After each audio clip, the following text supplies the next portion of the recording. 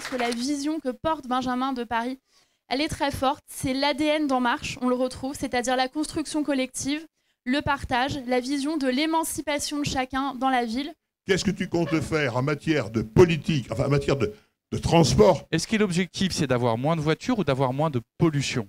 Est-ce qu'il faut continuer à mettre des hypermarchés dans le centre? Nous, vous savez, on a annoncé le week-end qui vient de se passer, là, avec Mounir Majoubi, l'opération 240 quartiers. Parce qu'on pense que le bon niveau de décision pour certains sujets, pas pour tout, mais pour certains sujets, et typiquement celui-là peut en être un, c'est le quartier. Baisser d'un temps le bruit des sirènes.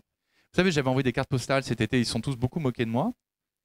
Et en fait, on a reçu 10 000 idées. Le premier sujet qui est remonté, c'est la pollution sonore. Protéger les derniers espaces de respiration de la ville et d'éviter toute hyperdensification. Est-ce qu'il faut encore surdensifier Paris? Ouais, la réponse est simple. Non. Vous ne pouvez pas continuer à empiler les gens les uns sur les autres. Pensez-vous que les Jeux Olympiques de 2024 à Paris soient une véritable chance pour Paris? Pour tous les Parisiens et pour toutes celles et ceux qui veulent venir demain à Paris, eh bien, les questions de mobilité soient l'héritage des Jeux Olympiques. Parce qu'il n'y a pas de meilleur truc.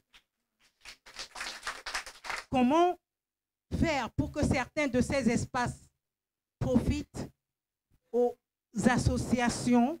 Il y a 2 batailles qu'on doit gagner. C'est la question écologique, on vient de le dire, et dans laquelle vous pouvez y rentrer de plein de manières différentes. C'est l'habitat, c'est comment je me déplace, c'est qu'est-ce que je mange. Et la deuxième grande question, c'est au fond, vous avez mis le doigt dessus sans le dire.